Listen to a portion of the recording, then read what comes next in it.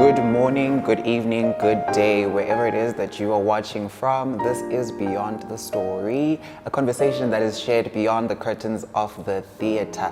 I am your host, Thozama Busakwe, and today's guest is one that is celebrated by most South Africans across the country. I mean across the country. Everyone celebrates and loves him for the kind of craft that he has given us throughout the years. I'm talking about none other than Mr. Loyiso Macdonald. Hi. What an intro. That is more than I deserve. Yeah. No, it's true. And you know why I say that? It's because, well, the first time that I heard that you were coming to the Market Theatre, I had a mini screen, right? And if I could, I'm sure I was going to roll on the floor. And then, miraculously, something happens. So I tell a colleague of mine that, Loyiso is coming to the... Shoot, now she rolled on the floor. I'm like, oh my God, I can't believe I'm even going to be just in the same space as him. So wow. Is that the kind of reception that you normally get? It's not normally, but yeah, it does happen from time to time. Yeah. It's funny enough the reaction I had when I found out I was coming here. Yeah. You know, where it was, this opportunity to be involved in this play after, 8 years now from the stage, and especially in this place is such an honor. So I was so excited, and then got very nervous, and then I was like, oh my gosh, I hope I don't mess it up. But it's such an honor, man, to be a part of this thing, and I'm really looking forward to just getting audiences in so that they can, share the experience with us. Yeah. And what were you most nervous about? I think it was just not being bad. I just didn't want to mess it up. Yeah. I mean, there's a lot of pressure, I think, as performers, as actors, we put on ourselves, especially when you take the craft seriously. You really want to do it justice, no matter what it is. So when I got the script and I went through the script, I was like, okay, cool. I wanna do this justice, and do this wonderful theater justice. So I just didn't want to be the weak link in the whole thing and be like, oh wow, we'll just let a soapy actor onto our stage. We'll never do that again. Right? Because there are those differences between screen and theater, and I think we're going to delve a lot more in that a little bit later on. But I want to track back a little to the time when you decided that you're going to quit your daytime job and you're going to pursue a career in acting. How did that come about? Really frustration. I'd ended up at that job because I didn't really know what I wanted to study after matric, and rather than sitting at home doing nothing, I was like, okay, look, let me just work.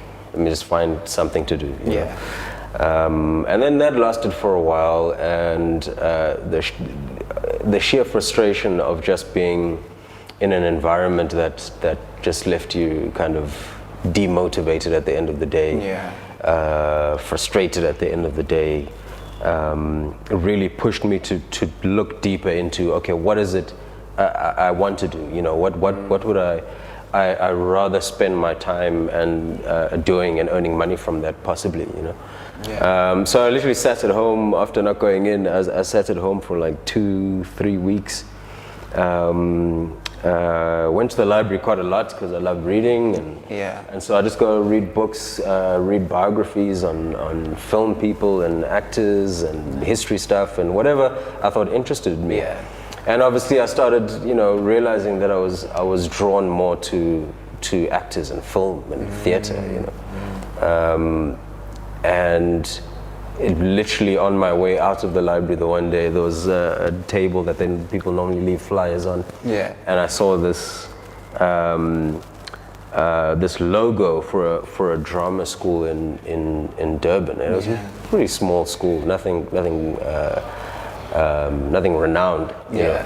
But I thought, that's interesting. And I literally signed up, I think halfway through the year. Finished 6 months there, and I was like, okay, cool, I'm done.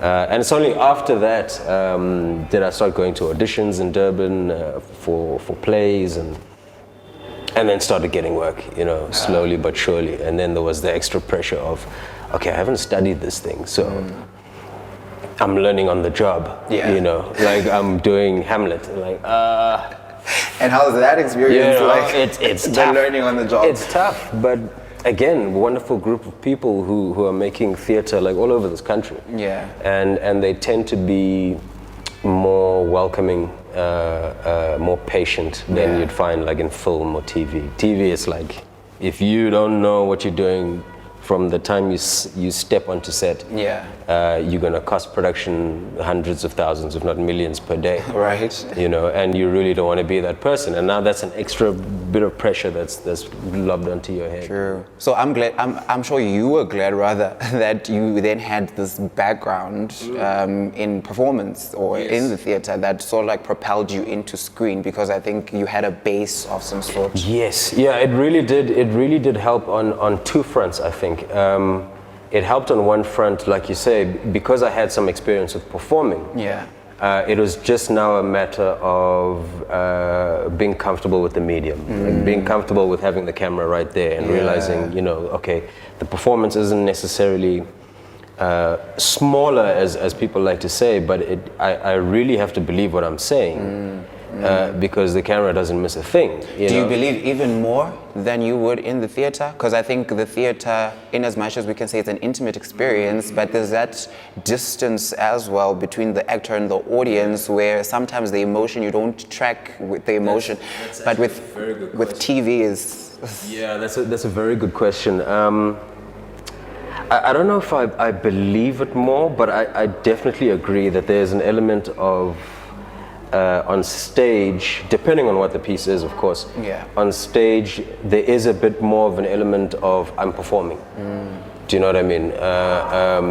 Whereas in front of a camera, you can't get away with that. You know, you really have to have conviction, because if you're lying, it shows. And you can always see when an actor is just delivering dialogue. Yeah. And they don't believe what they're saying. And as an audience member, you kind of go, okay, well, you know, that's not interesting to watch anymore. You just tune out, right? But you can always spot it. Yeah. On stage, you're right. The distance, you're using your body a lot more and your voice a lot more to show emotions as well. So it kind of just requires different things. Yeah. But you still need conviction either way. It's just you have nowhere to hide in front of a camera. Literally nowhere to hide. And I think the actor's job is very difficult, because not only are you supposed to convince us that this person is real, but you also have to let us into worlds that are not on the script. You know, and how easy or how difficult is that? And do you find that you require a skill of some sort, or like an intellectual skill or some other skill other than your talent, other than what you do best, you know, that will help you tap into those realms? Absolutely. You know, the funny enough, the thing that helped me very early on, especially when I was doing theater and working with very difficult, very well-known texts like Shakespeare, for example. Yeah. With any acting, the first thing you do is you have to come to grips with text. Yeah. So it's text analysis and understanding, you know, figures of speech or metaphors, or why did the writer put a comma there instead of there? You know, what is he trying to show me? And the only access is through a piece of paper and the words that are written on that piece of paper. So you're absolutely right in the sense that simply being able to act is not enough to make what you're doing interesting. So the short answer, is it's never enough to just rely on, okay, I can act. Yeah. You know, plenty of people can act and get in front of a camera, but I think the actors that we all find truly interesting and truly exciting to watch do a hell of a lot more than just stand in front of a camera and just present dialogue. Yeah. You know, so there always is that work that you're doing at home and when you're not on set, when you're not in rehearsal, that you have to do as an actor, I think.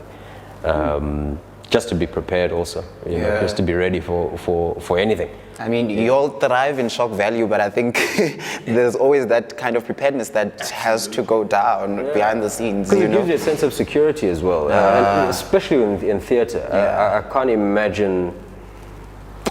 I can't imagine stepping onto stage, you know, for previews or opening night, having that feeling of, okay, maybe I could have rehearsed a bit more, or maybe I could have been a bit more focused in rehearsals. That's to me it's just you're doing a disservice to yourself and then to the audience at the same time. So focus and be prepared and do all the hard work, so that by the time, you know, the performances happen, you're giving it your all. You're secure in what you're doing, and the audience has something they can value. You know, hopefully they get valuable out of the whole experience. You know? True, because that's first and foremost, that's what it should be about. Yeah. You know, I think it was Marlon Brando who said, you know, the only job of an actor is not to be boring. You know, and I agree with that wholeheartedly. You know, everything we do is to be seen. It has to be seen by an audience. So if you're not doing the work, then it tends to be quite boring, I think. So why would anyone want to watch? Right. Why would anyone want to watch it? I mean, we also, because we have our reasons for watching, and connection is a part of them. You know, I need to connect you with you on some level, be it for entertainment value, or be it there's something that you are, I guess, exuding, or an energy that you're exuding that I somehow connect to. But it all boils down to that kind of connection. And I can't connect with you rather if you bore me. Yeah. And I can't, so true. Exactly. And I'm gonna be reluctant to even engage your work even when you're not doing the same thing anymore. Yeah. And I think that's why there's a sensitivity that actors treat their work with, and an integrity that they have to treat their work with. And I'm excited. And part of what excites me as well is the fact that you have come full circle. You started with this thing started with the theatre, and it's almost coming full circle now. And for the Market Theatre as well, I think we're turning 45 this year, and it means that we are also stepping into unknown territory. We're stepping into realms that we've never stepped into before, and it's quite scary, but it's lovely and interesting because we are now starting to interact with faces like yourself, you know, and I think it means a great deal for the theatre to be able to transit in that form. And how have you received this experience, being a part of this historical institution, but also now just adding on to your arsenal of work? It's filled me with so much pride, you know, and it's almost a sense of validation as well in terms of why I got into this in the first place. You know, it's something that I've tried to keep throughout my career. Is I'm always first and foremost interested in working with interesting scripts and interesting people. So the people that I'm working with to create this thing, you know, interest me a lot, and I want to learn from people. You know, and it's the case with Dusk now. I haven't worked with Michelle before. I haven't worked with Palesa before, or Mark. So it's such a rich experience to be able to have those interactions, especially now, you know, where we have to limit our interactions for all sorts of reasons. Yeah. But it's been so fulfilling to be a part of this production, and especially, like you said, 45th year birthday celebrations for the Market Theatre. You know, that's a hell of a in this day and age, it's a hell of a milestone. True. You know, where theatres all over the world, in fact, are starting to close, and we've experienced it in South Africa as well. And I think it's smart for the Market Theatre to not get stuck in the past, and like you said, to move with the times, because that's how you grow your audience. You bring people who probably wouldn't have stepped into a theatre before, and bring them in, and you raise a whole new generation of people who love theater and will grow up wanting to be a part of theater, and you'll get writers and directors and all sorts of people coming through who will just enrich the future of theater in general. You know? So it's an incredibly important thing to be doing, I think. Because I mean, coming from Durban, for a long time, it was difficult to get audiences in, especially for a piece like this. Whereas if you weren't doing the big musical or the panto, every year, you generally weren't seeing a lot of people in theaters. So it's great. Because part of it is that people don't want to pay to hear hard truths, right? And that's part of what this play is about, right? Like a huge part of it is about just a truthful narrative of a human being, and sometimes people don't want to see that. They want to come to the theater for the lights, for the wahala and everything. Exactly. I'm so confused. What had I done? Or had I said something wrong to make him decide not to love me anymore? Yeah, it's a fantastic piece written by Mark Scheepers. One act, two people on stage, and it starts. We find Tessa, who is a widow. She's lost her family. Gone through a traumatic event, and we find her a year later after this event. She's been in hospital. She's not doing well emotionally, physically, and my character Khotso comes in, also having been away for a while. He's been studying medicine in Johannesburg. He comes back to the farm where he grew up, where his parents grew up. As farm workers for the Tessa's family. So there's that power dynamic as well. And we're not sure what he's there for.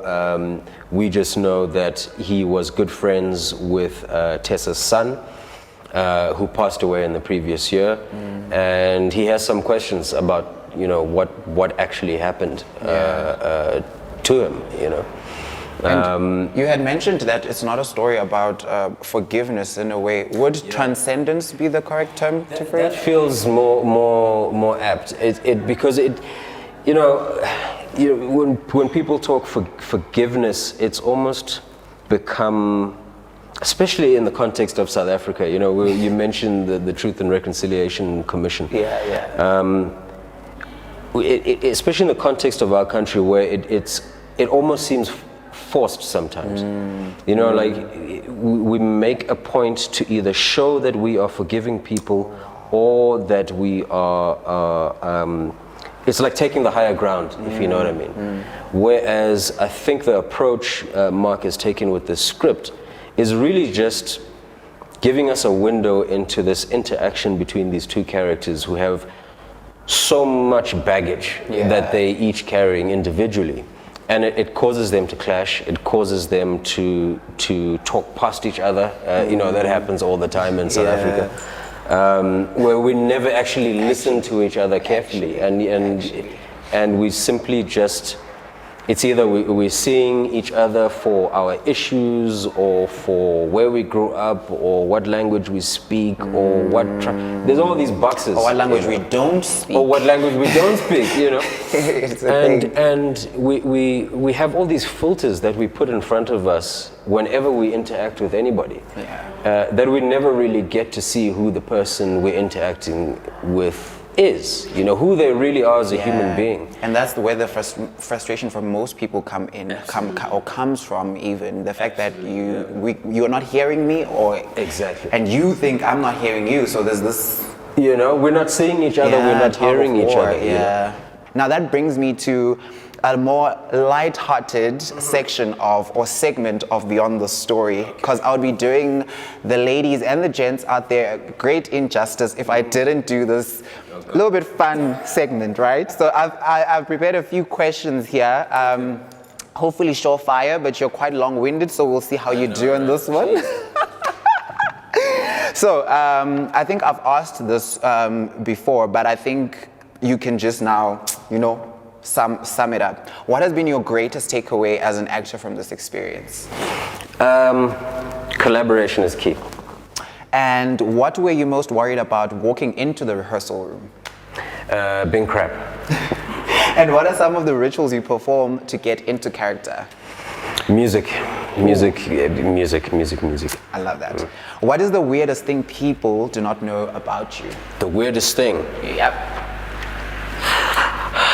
I think people know generally all the weird things about me. Well, I know. Okay. And other people. Maybe. I love opera. How about that? Oh, that's not weird. That's not weird. Well, it depends on who you are. Yeah. And who is your favorite actor of all time? South African. South African. Gosh. I'd say John Kani, Dr. John Kani, for a very specific reason. Can we hear before I moved to Johannesburg, my mother actually knows his family from PE. And before I moved to Johannesburg, he was kind enough to sit down with me right outside this very theater. Oh, wow. For a short coffee where I could ask whatever questions and get as much advice as I could. He took time out of his busy day to sit down with me for no other reason than to help. And so by far I am biased. Dr. John Kani. Now we know why you're so well cooked. Leather or lace? Leather. Brunettes or blondes? Brunettes. And red or yellow? Red. Risque. Now we know a little What bit does more. it reveal about me? I'm like, okay, It like, reveals what is quite that? a lot in as much as your horoscope or whatever, what you call it, your star sign or whatever, reveals so much about you. I guess your color or your choice of color also reveals quite a number of things about you. But I'm going to switch it up now and go into a more, I guess, intimate part of the conversation. And this is the reason why Beyond the Story exists for me. Is to show people that you can be as high up in the hierarchy or the ranks of the world as you can be, but there's always a center that you need to go back to. Of course, and yeah. I want to know what keeps you grounded. Spending time with family. It's something that for the past few years I haven't really been able to capitalize on. But recently took a trip to Durban during a story break on the Queen. Took a trip down to Durban and just stayed with family for as long as possible. Helped around the house and in the garden and doing odd jobs here and there. And honestly, family, they've been my biggest support system. From the time that I started as an actor, they had their doubts at the beginning, but they came to every show and they supported me throughout. So yeah, family. And I come from a very small family as well, so we were quite, tight. I guess which makes sense why it would ground you in that regard. And I think we underestimate how the little things actually become the things that matter the most, when it comes down to it, And it all boils down to time as well. Time spent with the people you care about, Yeah. And doing the things that you really want to do. And it makes you a better person, I think. It makes it. Has there ever been a time when you had to depend on something that is bigger and greater and grander than you are? I don't know. I don't know what that means. I'm not a religious person or spiritual in that sense of the word person. No, really. Apart from, everybody struggles in life. No one walks through life like on a cotton candy cloud. You know what I mean? But what I've always had to rely on outside of myself is other people. For support, for guidance, for all manner of assistance, and help when you need it. and when I've been willing to actually ask for the help, because that's also a struggle, you know, a lot of times, is just being willing to go, guys, I'm struggling. I need some help. I mean, that kind of acknowledgement, that's what it seems like such a simple thing, but getting, I found for myself, you know, getting myself to that point, it can be really hard, you know, especially when I know I need the help. Yeah. And you know, you just don't reach out to people, you know. Pride and ego are a thing. This is the thing, you know. So yeah, I don't. Yeah, obviously I don't have anything supernatural that I believe in, but I tend to reach the tangible. And I can always call my mom or speak to my brother, speak to my dad, you know, have a conversation and feel a lot better about things, you know. Sometimes it's as simple as that. Have you found your purpose? My purpose, I have no idea what my purpose is. I think it changes from time to time. Yeah. Like I don't have a purpose for me being here. I mean, if I was being silly, I'd just say the purpose of me being here is simply born from, you know, my parents having sex, right? That's why I'm here. You know what I mean? Yeah. But as to what do I do with the time that I have, I try my level best to live with integrity, you know, to be true to myself. And by being true to myself, I can be true to other people at the same time. Because I'm not trying to pull wool over anybody's eyes. I present myself as I am, no excuses, no bullshit. And I take that seriously, you know. Yeah. I take that seriously, you know. I hate mind games, you know. I really, you know, and some people are very good at trust, you know, at manipulating other people, and I've just never, maybe I'm not clever enough to do that or even want to. Yeah. So integrity is always a big push for me in everything I do, and it affects my work as well. Yeah. I always try integrity, you know, be true to the thing. And it takes you far, and I think that way you actually end up bringing people in. Yeah. In a genuine way, you know, because you're not trying to sell something. Yeah. It's you're presenting yourself, and you're presenting what you do, you're presenting your life. And if it hits home for somebody and they can engage with it and connect with it, then that's cool. If not, that's cool too, you know. It keeps moving, you know, life just keeps moving, regardless. I mean, we're going through this really tough time right now. And for some, they're experiencing it worse than others. But it's to quote one of my favorite films, it's the circle of life. Yeah. Oh yes. You know, and it's so true because it keeps moving. Yeah, the human condition is what it is at the end of the day, and I think we also do ourselves an injustice by trying to change a lot of things, by trying to change people. I mean, I've heard so many times people saying, if I thought I was going to change this, or I thought I could change this, I thought I could change this person, you know, it's I think it's a futile. It's a waste of time. Attempt complete waste of time. To do that, right? Yeah. Because then you just end up getting stuck. Yeah. You know, while everybody else and everything else is moving on around you, you know, you're now stuck in this tense sort of rigid position, and you know, it just flows. If you're not flowing with if you're not going with the current and fighting against the current, it's much harder. It's much harder, you know. That is so true. why did? Well, I am so, I guess, now happy. I think that we've had this conversation, because I think my nerves are gone. I was shaking when we started. I couldn't even lift up this glass because you were drinking wine when I walked in there. I was like, wow, this is quite a start to the day. Nobody told me this was the brief. Now I'm looking at the bar going, maybe I should get myself something as well. The bar after, you know what I mean? Like, actually, maybe I should get myself something. Should have gotten us some mocktails or cocktails, whatever. Next time, for sure. Next time it is. But before we go, I want you to look into your camera and call some people out by name who should come and see this production. Oh, easy.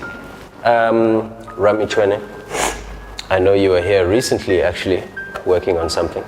I think it's only fair that you come through and you watch and you bring your entire family, because it's a big family.